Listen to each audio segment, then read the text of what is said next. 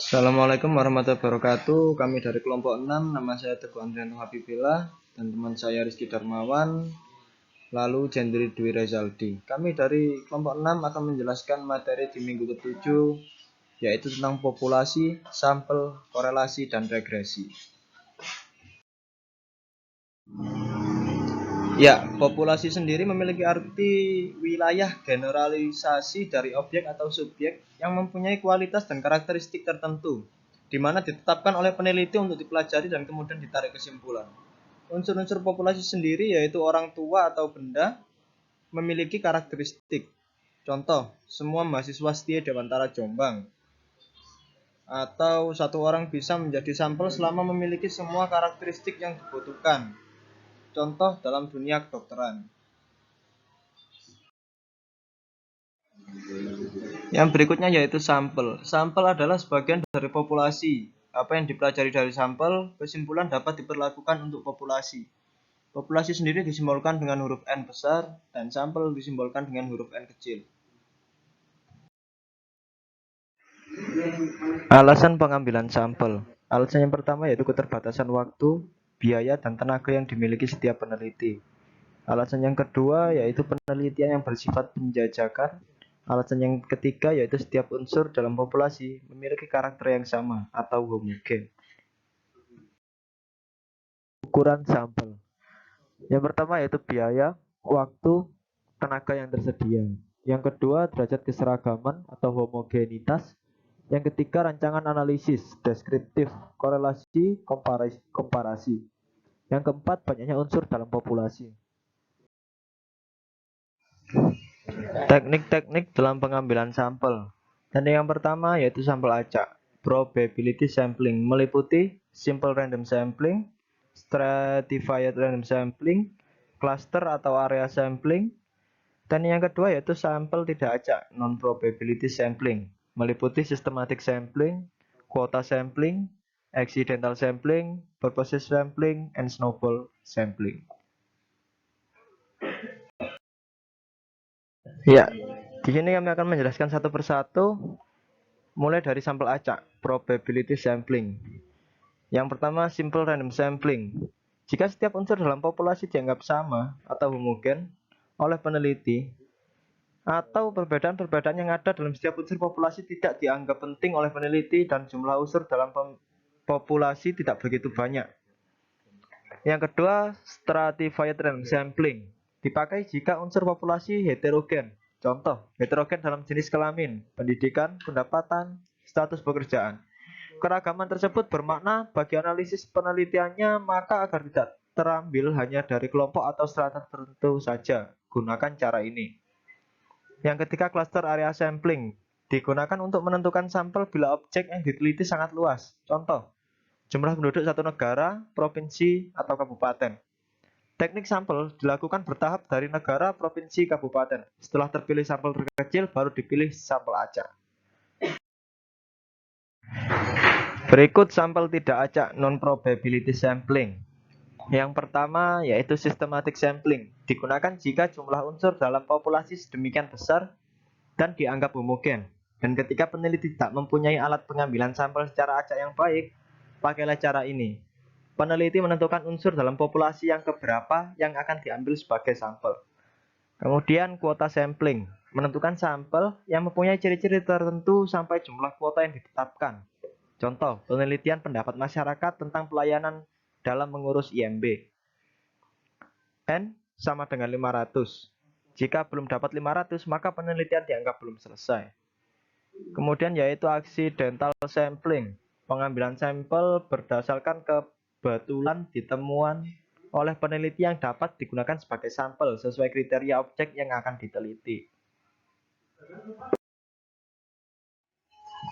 Yang berikutnya yaitu purposive sampling. Peneliti menentukan suatu unsur dalam populasi dijadikan sampel berdasarkan pertimbangan tertentu, yaitu karena kaya akan informasi.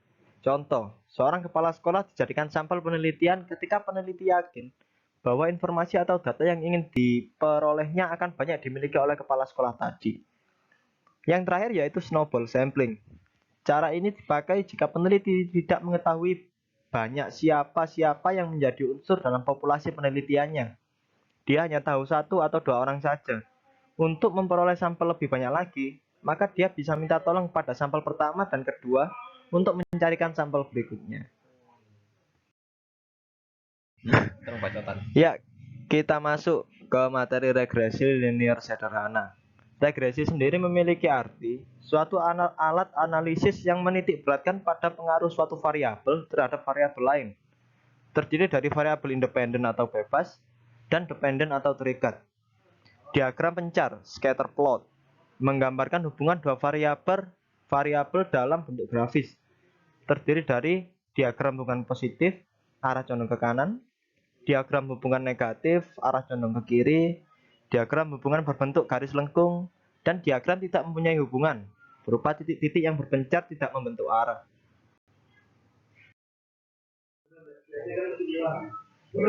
Pola hubungan pada diagram scatter.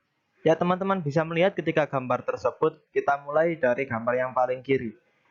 Gambar tersebut menyatakan hubungan positif. Jika X naik, maka Y juga naik, dan jika X turun, maka Y juga turun. Untuk gambar yang kedua, hubungan negatif. Jika X naik, maka Y akan turun, dan jika X turun, maka Y akan naik. Dan untuk gambar yang ketiga, tidak ada hubungan antara X dan Y. Koefisien korelasi adalah alat untuk mengukur tingkat keeratan hubungan antara variabel bebas dengan variabel terikat, tetapi tidak menunjukkan hubungan sebab akibat. Bisa kita lihat rumusnya pada gambar dengan keterangan sebagai berikut. Jika R sama dengan min 1, artinya derajat keeratan hubungan dua variabel sangat kuat dan mempunyai hubungan min atau berlawanan arah. Jika R sama dengan 0, artinya dua variabel tersebut tidak mempunyai hubungan sama sekali. Dan jika R sama dengan plus 1, artinya derajat keeratan hubungan sangat kuat dan mempunyai hubungan positif atau searah. Yang berikutnya yaitu persamaan garis regresi. Adalah model persamaan yang menunjukkan kepekaan variabel bebas akan mempengaruhi variabel terikatnya. Digunakan untuk menghitung dan membuat peramalan dengan rumus sebagai berikut. YR sama dengan A plus BX. Keterangan YR adalah hasil ramalan variabel terikat berdasar garis regresi. X adalah nilai variabel bebas. A adalah nilai tetap. Nilai Y pada X sama dengan 0. B adalah arah garis atau slope. Untuk memperoleh nilai A dan B ditentukan dua persamaan garis dengan metode kuadrat terkecil. Yang pertama, sigma Y sama dengan NA plus B sigma X. Dan yang kedua, sigma XY sama dengan A sigma X plus B sigma X kuadrat. Regresi dan korelasi sederhana. Regresi untuk menaksir atau meramalkan nilai satu variabel berdasarkan variabel lain yang nilainya telah diketahui, dan kedua variabel tersebut memiliki hubungan fungsional atau sebab akibat satu dengan yang lainnya. Dengan Y sama dengan Fx, dibaca Y fungsi dari X. Sedangkan korelasi sederhana sendiri yaitu untuk mengetahui keeratan hubungan atau kuat lemahnya hubungan antara variabel bebas X dengan variabel terikat Y, tanpa melihat bentuk hubungannya, apakah linear atau tan linear.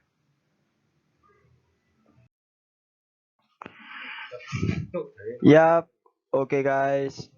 I think it's enough from us. There is some caption to you all. Never give up on something that you can go there without thinking about.